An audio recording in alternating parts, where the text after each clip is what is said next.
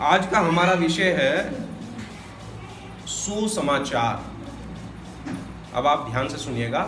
आज का जो मेरा विषय है, और मैं इसे काफ़ी दिन से इसके ऊपर मनन कर रहा था, और प्रभु ने मुझे आज मौका दिया कि मैं सुसमाचार के बारे में आपसे कुछ बांटूं। तो हम सुसमाचार के बारे में आज पढ़ेंगे, और मेरा जो पहला वचन है पढ़ने के लिए, आप पढ़िए मेरे साथ। रोमियो उसका 1 अध्याय। हम सब लोग मिलकर पढ़ेंगे रोमियो उसका 1 अध्याय। रोमियो उसका 1 अध्याय और उसका 16 वचन। रोमियो 1 अध्याय और उसका 16 वचन। सब मिलकर पढ़ेंगे। क्योंकि मैं सुसमाचार से नहीं लजाता, इसलिए कि वह हर एक विश्वास करने वालों के लिए, पहले तो यहूदी फिर यूनानी के लिए, उद्धार के निमित्त परमेश्वर की सामर्थ है। प्रभु अपने वचन के पढ़े जाने पर आशीष दे। सुसमाचार क्या है? पहला सवाल है, सुसमाचार क्या है? और मैं जब मनन कर रहा था तो मन ने पाया कि सुसमाचार परमेश्वर की सामर्थ है। बोलिए, सुसमाचार क्या है? परमेश्वर की सामर्थ, पावर ऑफ गॉड। परमेश्वर अपनी पावर इतने बड़े बड़े ग्रह, उपग्रह, चांद, सितारे वहां दिखा सकता, इतना बड़ा विशाल समुंदर वहां दिखा सकता, इतनी भयंकर गर्जन के साथ अपनी सामर्थ दिखा सकता। लेकिन यहाँ बाइबल बताती है कि परमेश्वर की जो शक्ति है, परमेश्वर की जो सामर्थ है, वो कहाँ है? वो सुसमाचार के अंतर्गत। तो आज जब मैं इसके ऊपर मनन कर रहा था, ध्यान कर रहा था, तो मन ने पाया कि परमेश्वर की सामर्थ है सुसमाचार, और सुसमाचार पवित्र आत्मा जी की सामर्थ है, और सुसमाचार स्वयं प्रभु यीशु मसीह की सामर्थ है।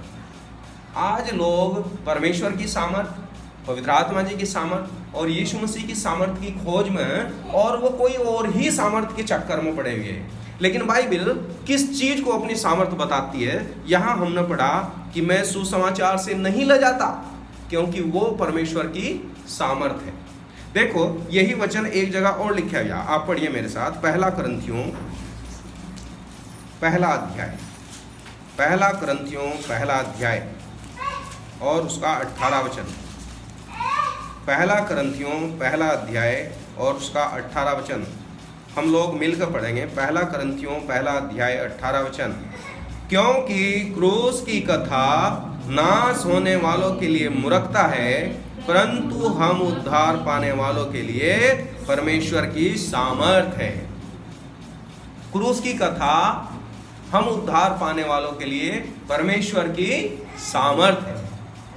तो वहां सुसमाचार लिखा है, यहाँ क्रूस की कथा लिखा है। यहाँ मैं आपको बताना चाहता हूं कि इसमें कभी हमें कंफ्यूज नहीं होना चाहिए। परमेश्वर की सामर्थ सुसमाचार है। सुसमाचार क्या है? वो सुसमाचार जो क्रूस को वर्णित करता, क्रूस की कथा को वर्णित करता, परमेश्वर के प्यार को वर्णित करता, वो परमेश्वर की सामर्थ है। तो पहले नंबर पर सुसमाचार परमेश्वर की सामर्थ है। फिर दूसरे नंबर पर हम देखेंगे कि यही सुसमाचार यीशु मसीह की सामर्थ है। अब आप पढ़िए मत्ती उसका 28 अध्याय। मत्ती उसका 28 अध्याय। हम 3 जगह से इस बात को पढ़ेंगे। मत्ती 28 अध्याय, और मैं पढ़ता हूँ उसका 18 वचन से लेकर 20 वचन तक। यीशु ने उनके पास आकर कहा, स्वर्ग और पृथ्वी का सारा अधिकार मुझे दिया गया है, इसलिए तुम जाओ, सब जाति के लोगों को चेला बनाओ, और उन्हें पिता और पुत्र और पवित्र आत्मा के नाम से बपतिस्मा दो, और उन्हें सब बातें जो मैंने तुम्हें आज्ञा दी हैं मानना सिखाओ, और देखो मैं जगत के अंत तक तुम्हारे संग हूँ। मैंने बताया कि सुसमाचार यीशु मसीह की भी सामर्थ है। अब आप कहोगे कि यहाँ तो ऐसा प्रकट नहीं हो रहा, यहाँ तो लिख रखा है कि सारा अधिकार मेरे पास है, सारी पावर यीशु मसीह के पास है, और वो हमारे संग है, ये भी बताया गया। लेकिन अगर आप मत्ती और उसका 10 अध्याय को पढ़ोगे, मत्ती उसका 10 अध्याय और उसका पहला वचन से, फिर आपको क्लियर हो जाएगा कि वो सामर्थ परमेश्वर ने सुसमाचार में जो सामर्थ है वो आपको दी है और वो यीशु मसीह की सामर्थ है। पहला वचन मत्ती 10:1, फिर उसने अपने 12 चेलों को पास बुलाकर उन्हें अशुद्ध आत्माओं पर अधिकार दिया कि उन्हें निकाले और सब प्रकार की बीमारियों और सब प्रकार की दुर्बलताओं को दूर करे। यहाँ आपको बहुत थोड़ी सी सामर्थ नजर आ रही जो यीशु मसीह ने अपने चेलों को सौंपी। लेकिन अगर आप लूका उसका 10 अध्याय को पढ़ोगे तो यहाँ आपको पता लगेगा कि प्रभु यीशु ने अपने चेलों को अपनी सामर्थ कैसे दी। ये सुसमाचार की शक्ति है। आप इस बात के ऊपर ध्यान करते रहिए। लूका 10 अध्याय और उसका 19 वचन में पढ़ता हूँ। लूका 10:19, देखो मैंने तुम्हें सांपों और बिच्छुओं को रौंदने का और शत्रु की सारी सामर्थ पर अधिकार दिया है और किसी वस्तु से तुम्हारी कुछ हानि न होगी। कैसा अधिकार दिया है? शत्रु की सारी सामर्थ के ऊपर। शत्रु के पास एक अधिकार, लेकिन उस अधिकार के ऊपर भी हमें अधिकार दिया है। प्रभु की स्तुति। तो पहले नंबर पर आपके पास कौन सा अधिकार है? परमेश्वर का, परमेश्वर की सामर्थ है। सुसमाचार परमेश्वर की सामर्थ है, सुसमाचार यीशु मसीह की सामर्थ और सुसमाचार पवित्र आत्मा जी की भी सामर्थ है। कुछ लोग गलत तरीके से पवित्र आत्मा जी की सामर्थ का प्रचार करते हैं, लेकिन बाइबल क्या बताती है हम लोग पढ़ेंगे कि वो पवित्र आत्मा जी की सामर्थ है। और हम पढ़ेंगे प्रेरितों के काम उसका पहला अध्याय, प्रेरितों के काम और उसका पहला अध्याय और उसका 8 वचन को हम अंडरलाइन कर लेंगे। 8 वचन, प्रेरितों के काम 1 अध्याय और उसका 8 वचन। प्रेरितों के काम 1 अध्याय 8 वचन। परंतु जब पवित्र आत्मा तुम पर आएगा तब तुम सामर्थ पाओगे और यरूशलेम और सारे यहूदिया और सामरिया में और पृथ्वी की छोर तक मेरे गवाह होंगे। प्रभु की स्तुति हो। जब पवित्र आत्मा जी की सामर्थ हमें प्राप्त होती है तो आप एक प्रचारक बन जाते हैं, आप एक गवाही देने वाले गवाह बन जाते हैं प्रभु यीशु के। और बाइबल बता रही है कि वो सारे यरूशलेम में, सारे यहूदिया में और सारे सामरिया में और पृथ्वी की छोर छोर तक, कोने कोने तक आप यीशु मसीह के गवाह बन जाते हैं। तो सुसमाचार परमेश्वर की सामर्थ, सुसमाचार प्रभु यीशु की सामर्थ और सुसमाचार पवित्र आत्मा जी की सामर्थ है। अब सुसमाचार असल में है क्या? जब तक हमें यही ना मालूम हो कि सुसमाचार है क्या, तो हम कैसे प्रचार करेंगे, हम कैसे इस सुसमाचार को समझेंगे। और मैं आपको बताना चाहता हूं कि सुसमाचार का मतलब है अच्छा समाचार। क्या बोलते हैं इसे? खुशखबरी, अच्छा समाचार। इस दुनिया में अच्छा समाचार क्या है? इस दुनिया के अंदर आपको बुरे समाचार मिलेंगे, लेकिन अच्छा समाचार क्या है? कहीं मौत कहा तो कहीं बीमारी कहा तो कहीं परेशानियां कहा, गरीब कहा, कोरोना वायरस कहा, ये सब बुरे समाचार। तो अच्छा समाचार क्या है? अच्छा समाचार यीशु मसीह है। बोलो यीशु मसीह की जय। इस समाचार, जो अच्छा समाचार है वो और कुछ नहीं है, वो अच्छा समाचार यीशु मसीह है। जब स्वर्गदूत आए तो उन्होंने उन गडरियों को और नाच रहे थे, वो गा रहे थे, गडरियों से बात कर रहे थे कि आज दाऊद के बैतलहम नगर में आज एक उद्धारकर्ता जन्मा है। खुशखबरी यीशु मसीह का नाम है। यीशु के नाम का मतलब है, अर्थात इसका नाम का मतलब है कि वो हमारे पापों से बचाने वाला। यीशु के नाम का मतलब बचाने वाला। तो सुसमाचार क्या है? स्वयं यीशु मसीह है। अच्छी खबर कौन है? स्वयं यीशु मसीह है। और बाइबल में इस अच्छी खबर को प्रभु के दास पौलुस ने जब लिखा तो इसे कैसे लिखा हम पढ़ लेंगे। पहला कुरिन्थियों 15 अध्याय पहला कुरिन्थियों 15 अध्याय और उसका 1 वचन से लेकर 4 वचन तक मैं पढ़ूंगा और आपको क्लियर हो जाएगा कि सुसमाचार क्या है। पहला कुरिन्थियों 15 अध्याय 1 से 4। पहला कुरिन्थियों 15 अध्याय 1 से 4। हे भाइयों, अब मैं तुम्हें वही सुसमाचार बताता हूँ। नोट कीजिए, पौलुस की नज़र में सुसमाचार क्या था? वो बेचारा यीशु मसीह से नहीं मिल पाया फिजिकल रूप में, लेकिन आत्मिक रूप से मिला। अब आप ध्यान से पढ़ें। हे भाइयों, अब मैं तुम्हें वही सुसमाचार बताता हूँ जो पहले सुन चुका हूँ, जिसे तुमने अंगीकार भी किया था और जिसने तुम्हें स्थिर भी हो, उसी के द्वारा तुम्हारा उद्धार भी होता है। यदि उस सुसमाचार को जो मैं तुम्हें सुनाया था स्मरण रखते हो, नहीं तो तुम्हारा विश्वास करना व्यर्थ हुआ। इसी कारण मैंने सबसे पहले तुम्हें वही बात पहुंचा दी जो मुझे पहुंची थी कि पवित्र शास्त्र के वचन के अनुसार यीशु मसीह हमारे पापों के लिए मारा गया और गाड़ा गया और पवित्र शास्त्र के अनुसार तीसरे दिन जी भी उठा। अब अगर आपसे कोई पूछता है कि सुसमाचार क्या है, तो पौलुस ने उस बात को पवित्र आत्मा जी के द्वारा क्लियर कर दिया और उसने बताया कि वो बात जो सुसमाचार की मेरे तक पहुंची, मन ने तुम्हें पहुंचाई, और वो ये बात है कि पवित्र शास्त्र के वचन के अनुसार यीशु मसीह हमारे पापों के लिए मारा गया और वो हमारे लिए गाड़ा गया और पवित्र शास्त्र के अनुसार वो तीसरे दिन जी उठा। हमें मालूम होना चाहिए ये तीन बातें, यीशु मसीह मेरे लिए इस दुनिया में आया, मेरे पापों के लिए मारा गया, मेरे लिए गाड़ा गया और मेरे लिए जी उठा। ये क्लियर सुसमाचार। अगर आप सारी बात बता देते हैं और ये तीन बात किसी को नहीं बताते, इसका मतलब आपने सुसमाचार नहीं दिया। सुसमाचार का मतलब आप उन्हें बताओगे यीशु मसीह हमारे पापों के लिए मारा गया, यीशु मसीह हमारे लिए गाड़ा गया और यीशु मसीह हमारे लिए तीसरे दिन जी उठा। ये सुसमाचार एक खुशखबरी है जो आपको दुनिया को देनी। अब मैं आपको बताना चाहता हूँ, नंबर 1, सुसमाचार क्या? सुसमाचार एक अच्छी खबर है। सुसमाचार प्रभु यीशु मसीह हमारे पापों के लिए मारे गए, गाड़े गए और तीसरे दिन जी उठे। अब हम ये सुसमाचार कौन प्रचार कर सकता है इस सुसमाचार को? और जवाब ये है कि अगर आपने बाइबल में पढ़ा हो तो यीशु मसीह ने अपने चेलों से कहा कि तुम जाओ सारी जाति के लोगों को चेला बनाओ। किन्हें कहा उसने? अपने चेलों को। अर्थात सुसमाचार का प्रचार सिर्फ चेले कर सकते हैं। चेले कौन होते हैं? चेले वे हैं जिनके पाप क्षमा हो गए।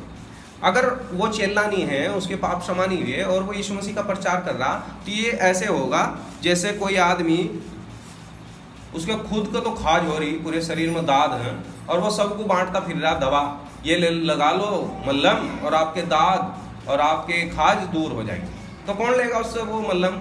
कोई भी नहीं लेने का। वो कहेंगे भाई पहले अपने दाद धब्बे तो दूर कर ले। बिल्कुल ये उसी तरीके से होगा। आज प्रभु चाहता है कि सिर्फ वो लोग प्रचार करें जिनके पाप क्षमा होंगे, अर्थात जो यीशु मसीह के चेले हैं। अब किसे प्रचार करें? एक सवाल, किसे प्रचार करें? और पहला तीमुथियुस 2:4 में लिख रखा, परमेश्वर चाहता है कि सब लोगों का उद्धार हो, चाहे वो आपका दुश्मन ही क्यों ना हो। आपको प्रचार करना है, चाहे वो कितना धनवान हो, कितना ज्ञानवान हो, कितना बुद्धिमान हो, कितना सुंदर हो, हमें यीशु मसीह का प्रचार करना। और चाहे वो कितना ही गरीब क्यों ना हो, वो कितना ही अनपढ़ क्यों ना हो, कितना ही कुरूप क्यों ना हो, हमें उसके पास भी प्रचार करना। दुनिया का कितना भी खराब आदमी। मेरा एक दोस्त है और जब मैं उससे मिला तो मैंने पूछा भाई आप किन के बीच में सेवा करते हैं? तो उसने, जब मैंने उसकी बात सुनी तो मेरा मन आनंद से भर गया। उसने कहा कि मैं इस भारत देश की वेश्याओं को सुसमाचार प्रचार करता हूँ। उसने मुझे बताया कि मैं भारत देश के सारे हिजड़ों को, ट्रांसजेंडर को प्रचार करता हूँ। कितना सुंदर बात, यानी हमें उन तक भी सुसमाचार पहुँचाना जिन्हें आप और हम या समाज तिरस्कार करता, उन्होंने किसी तरीके से भी एक्सेप्ट नहीं करता। लेकिन यीशु मसीह का सुसमाचार सबके लिए। पहला तीमुथियुस 2:4 में लिख रखा, परमेश्वर चाहता है कि सबका उद्धार हो। अब मैं आपको उदाहरण देना चाहता हूँ कि सुसमाचार का प्रचार कैसे, इसमें लिंग भेद नहीं होता कि भाई स्त्री पुरुष बच्चा बूढ़ा जवान, नहीं, कोई भी कर सकता, बस वो यीशु मसीह का चेला। और मैं उदाहरण के रूप में एक छोटी सी कहानी पढ़ूंगा और वो कहानी है राजा के अंदर, दूसरा राजा। उस कहानी को हम सब लोग जानते हैं, लेकिन मैं उदाहरण के लिए पढ़ रहा हूँ ताकि हम लोग सीख लें कि कैसे सुसमाचार का प्रचार एक छोटी सी बच्ची ने किया। दूसरा राजा 5 अध्याय और पहला और दूसरा वचन। दूसरा राजा 5 अध्याय पहला और दूसरा वचन मैं पढ़ रहा हूँ। आराम का राजा का नामान नामक सेनापति अपने स्वामी की दृष्टि में बड़ा और प्रतिष्ठित पुरुष था, क्योंकि यहोवा ने उसके द्वारा अरामियों को विजयी किया था। वह शूरवीर था परंतु वह कोढ़ी था। अरामी लोग दल बांधकर इज़राइल के देश में जाकर वहाँ से एक छोटी लड़की बंदी बनाकर ले आए और वह नामान की पत्नी की सेवा करती थी। मैं आपको उदाहरण देना चाहता हूँ एक छोटी सी लड़की का। अगर आप पहले वचन में देखोगे तो 5 बात हैं उस आदमी के अंदर। नामान नंबर 1 क्या था? वो सेनापति था। नंबर 2 बड़ा था। नंबर 3 प्रतिष्ठित था। नंबर 4 शूरवीर था और नंबर 5 कोढ़ी था। सब कुछ था उसके पास, लेकिन वो कोढ़ी था। अब एक लड़की के बारे में हम 4 बात देखते हैं और ये 4 निगेटिव बात नजर आती हैं, लेकिन वो इस सुसमाचार से कभी शर्माती नहीं थी। और आप देखिए उस लड़की के बारे में, अरामी लोग दल बांधकर इजराइल के देश में जाकर वहां से एक छोटी लड़की बंदी बनाकर ले आए। 4 खास बात नोट करो। नंबर 1, बताओ उसकी कोई खास बात। नंबर 1, छोटी थी, एक थी, इकली थी। प्रभु की स्तुति हो। हम कई बार सोचते हैं हमें दल बांध के जाना, हमें 20 जनों को जाना, 10 जनों को जाना, नहीं, वो इकली थी, सिंगल थी वो। हम कभी भी, अब अगर आप इकले हो तो कभी ये नहीं सोचना कि मैं इकला हूं, क्योंकि यीशु मसीह हमारे साथ है। 28:20 में लिख रखा, देखो जगत के अंत तक सदा मैं तुम्हारे संग। वो इकली थी, लेकिन उसके अंदर हिम्मत थी, क्योंकि उसके अंदर यीशु वास करता था। नंबर 2, वो छोटी थी। कई बार हम सोचते हैं हमें तो इतना पढ़ने की जरूरत है, हमें इतना बड़ा होने की जरूरत है सुसमाचार सुनाने के लिए, हमें ये चीज होना चाहिए, नहीं, वो छोटी थी। नंबर 1, वो सिंगल थी, इकली थी। नंबर 2, वो छोटी थी। और नंबर 3, वो लड़की थी। अगर मैं आपको बताऊं, इजराइल के देश के अंदर, यहूदियों के अंदर स्त्री बहुत निर्बल पात्र मानी जाती है। वो लड़की थी। इस संसार के अंदर स्त्री को हमेशा तिरस्कार किया गया, रिजेक्ट किया गया, तुच्छ जाना गया, लेकिन वो लड़की थी, फिर भी उसने यीशु मसीह का प्रचार करा।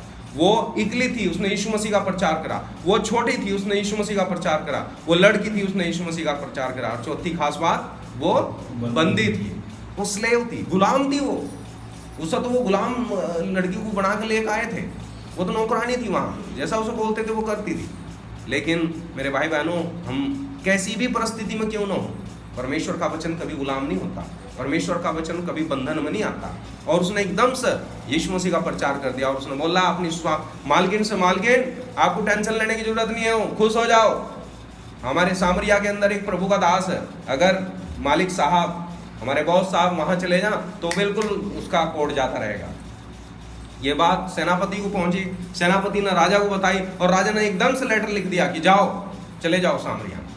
और वो लोग गए, और वो इतना एक रथ में सोना था, एक रथ में चांदी थी, एक रथ में कपड़े थे, इतना सामान लेकर, और बहुत सारे नौकर चाकरों को लेकर उस राजा के पास आया। राजा ने लेटर पढ़ा तो डर गया बेचारा कि भाई मैं तो परमेश्वर थोड़ा ही इसे ठीक कर दूंगा।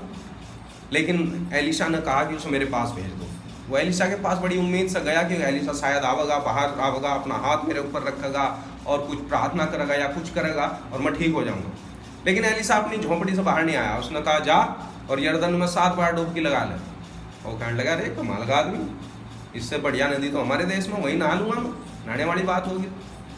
उसके नौकर ने कहा, अरे बाबूजी आप नहा लो इसमें, अगर कुछ भारी काम बोलता तो वो भी तो आप कर देते, वो तो नहाने के लिए ही बोल रहा।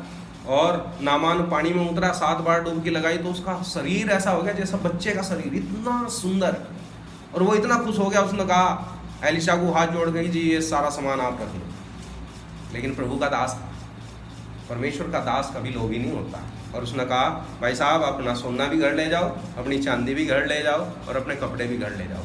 यीशु मसीह ने मुझे मुफ्त में दिया और आपको मुफ्त में मिल गया। उद्धार मुफ्त है, उद्धार के लिए कोई कीमत नहीं चुका सकते हैं। पाप क्षमा के लिए हमें कोई कीमत चुकाने की जरूरत नहीं।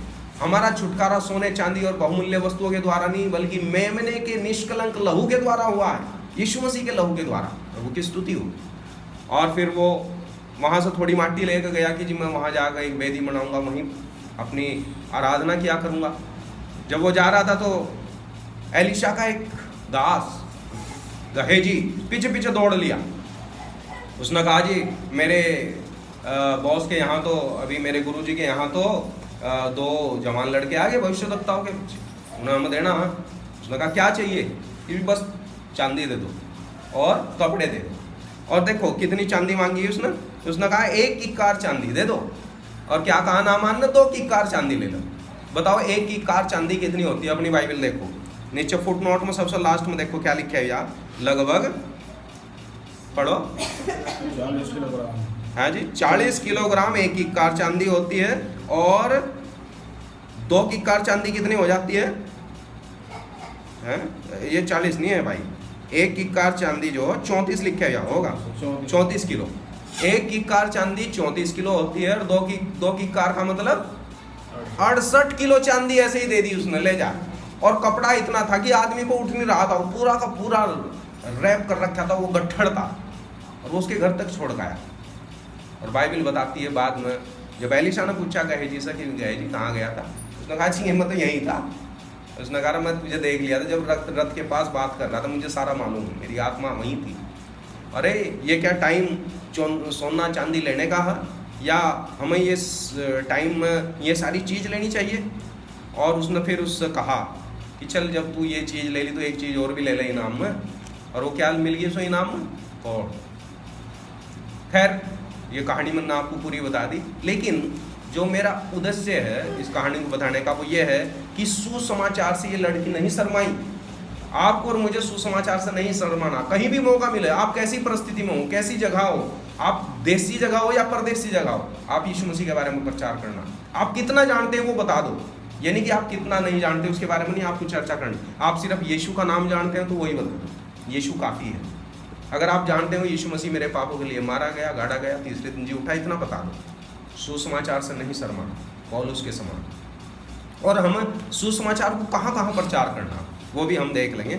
हमें सुसमाचार को कहाँ कहाँ प्रचार करना, कैसे करना। आप पढ़िए प्रेरितों के काम 20:20। देखो ये आयतें मेरे याद रहती हैं क्योंकि बहुत सिंपल है ना, आप याद रख सकते हैं। प्रेरितों के काम 20:20।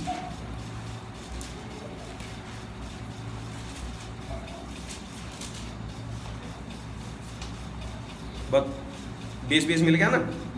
और जो जो बातें तुम्हारे लाभ की थी उनको बताने, लोगों के सामने और घर घर सिखाने से कभी न झिझका। पौलुस कितना सुंदर जीवन था उसका, वो कह रहा घर घर सिखाने से भी नहीं झिझका। हम सिखाना, समझाना, बताना घर घर जाकर। आज लॉकडाउन है, हम बहुत बड़ी संगति नहीं कर सकते, लेकिन हम घर घर जाकर छोटी छोटी फेलोशिप लोगों को सुसमाचार देना। 3 शब्दों का सुसमाचार, यीशु मसीह मेरे पापों के लिए मारा गया, मेरे लिए गाड़ा गया और तीसरे दिन जी उठा। ये 3 चीज जरूर बोलना। इनमें सामर्थ्य, परमेश्वर की सामर्थ्य काम करती है, यीशु मसीह की सामर्थ्य काम करती है, पवित्र आत्मा जी की सामर्थ्य काम करती है। अगर हम प्रचार नहीं करते तो देखो प्रभु का वचन क्या बोलता है, प्रभु का दास पौलुस क्या कह रहा है। कई बार हमारा मूड नहीं होता है।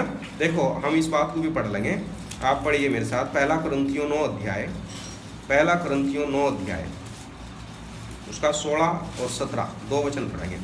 9 अध्याय 16 और 17। कई बार हम सोचते हैं शायद आपके घर में कोई टेंशन होगी हो तो आप सुसमाचार नहीं प्रचार कर सकते क्योंकि आपका मूड ऑफ। लेकिन पौलुस क्या बोल रहा है 16 और 17, यदि मैं सुसमाचार सुनाऊं तो मेरे लिए कुछ घमंड की बात नहीं, क्योंकि यह तो मेरे लिए अवश्य है। यदि मैं सुसमाचार ना सुनाऊं तो मुझ पर हाय, क्योंकि यदि अपनी इच्छा से यह करता हूं तो मजदूरी मुझे मिलती है, और यदि अपनी इच्छा से नहीं करता तो भी भंडारीपन मुझे सौंपा गया है। ये हमें सौंपा गया, हमें करना ही करना। ये भंडारीपन मुझे सौंपा गया। इंग्लिश में लिख रखा है this necessity is laid on me. ये तो मेरे ऊपर ऐसी जिम्मेदारी है जो मेरे ऊपर थोप दी गई है, मुझे करना ही करना, चाहे खुशी से करूं और चाहे कैसे भी करूं। हमें यीशु मसीह का सुसमाचार सुना। मेरे भाई बहनों, आज बाइबल हमें कुछ खास बातें उजागर करना चाहती है। दुनिया में सबसे बड़े आदर की बात है उस सुसमाचार को सुनाना। ये सुसमाचार सुनाने के लिए सबसे शुरू में फरिश्ते इस दुनिया में आए, लेकिन आज परमेश्वर ने फरिश्तों को अपॉइंट नहीं किया। आज आपके और मेरे जैसे नालायक इंसान को अपॉइंट कर लिया। और स्वर्गदूत अपना माथे पर ऐसे हाथ रख कर कहते होंगे हाय हमें मौका मिल जाता तो हम प्रचार करते। लेकिन किसे दिया ये मौका? आपको और मुझे। और बाइबल बताती है क्या ही सुंदर है वे पैर जो सुसमाचार सुनाते हैं। उन पैरों को सुंदर गिनता है परमेश्वर अपनी नज़र में। उन पैरों को स्वर्ग के अंदर लिखे जाता। आज ये पैर 4 कदम चले, 10 कदम चले, 50 कदम चले, आपके पैरों की चिंता करता, आपके रूप को नहीं देखता, आपके पैरों को देखता। प्रभु आपको अपनी महिमा के लिए इस्तेमाल करना चाहता। ये अंतिम युग है, लोग तड़प रहे हैं सुसमाचार के लिए। कोई अच्छी खबर नहीं, लेकिन आपके पास वो खबर है और आपको वो खबर दुनिया को देनी। प्रभु अपने वचन पास। आइए हम प्रार्थना करें।